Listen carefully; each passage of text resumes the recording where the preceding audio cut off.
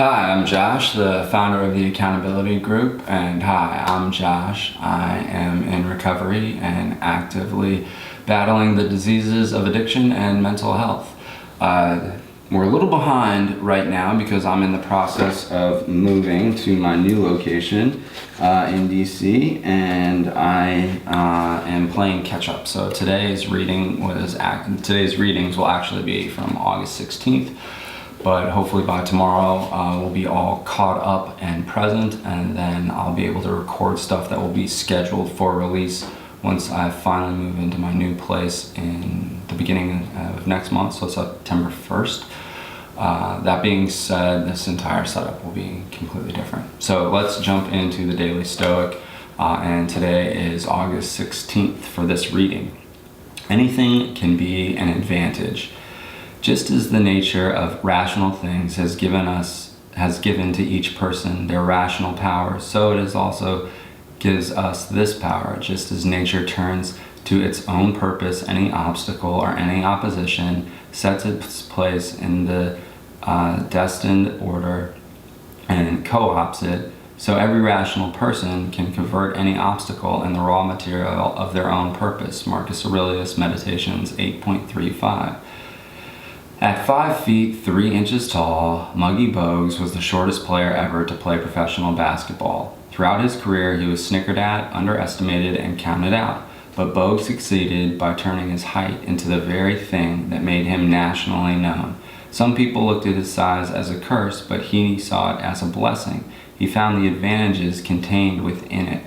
In fact, on the court, small size has many advantages: speed and quickness, the ability to steal the ball from unsuspecting and significantly taller players, to say nothing of the fact that players just plain underestimated him. Could this approach not be useful in your life?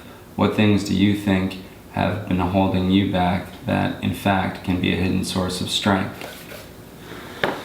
Yeah, I really love that because it goes back to perception and how we choose to see the world, positively or negatively.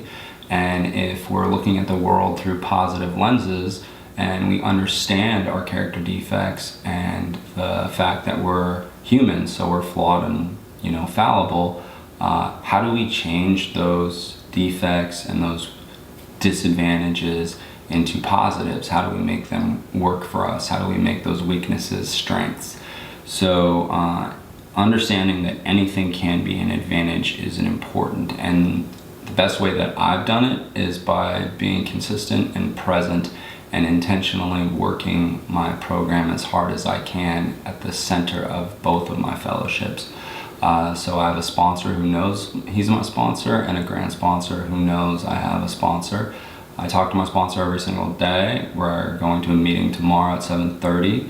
And I talk to my grant sponsor and see him about once a month or so. It varies because his schedule is all over the place and he travels even with COVID. I don't really travel outside of the DMV, which is DC, Maryland, and Virginia.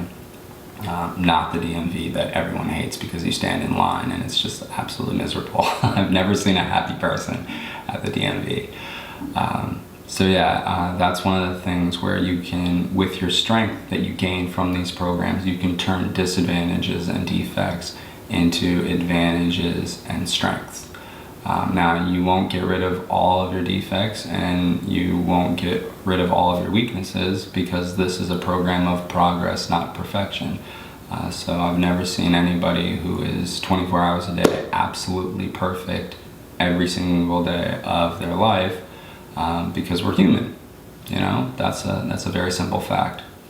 So please subscribe to our channel, the Accountability Group, on YouTube, watch our videos and like them, and most importantly to me, please use our comment section. If you're a newcomer experiencing post-acute withdrawal, or you're someone with recovery time underneath your belt, please share what you're going through. Newcomers, post-acute withdrawal symptoms, how to find a temporary sponsor, where to go to meetings, the best apps that will find meetings very close to you. And then if you have time underneath your belt, using I statements, explain your experience, strength, and hope, and the things that you put into your toolkit to maintain your recovery. So that's what I would really hope for all of you. Additionally, the Twitter account, the handle is @tagbuildinghope. So you can @ me, or you can send a direct message and I'll respond accordingly, because I'm the one that manages the 3 major platforms. And then on Instagram, the handle is #recovery. You can use the comment section, which is another great way to hold people accountable, to ask questions and get responses, or just respond to the positivity and the topics and the questions that we ask in our posts that we do there daily. And you can also direct message me, and I will share my experience, strength, and hope, or at least figure out a way to guide you to the right applications or apps on your phone, or people you can talk to in your area. If you're in the DMV area, then I can definitely tell you where you should go, or not where you should go. I can give you advice on where there are, or I can instruct you on where there are a bunch of meetings and clubhouses that I've really liked, because the meetings were really strong. So with that, I hope that you stay safe, stay strong, and stay sober.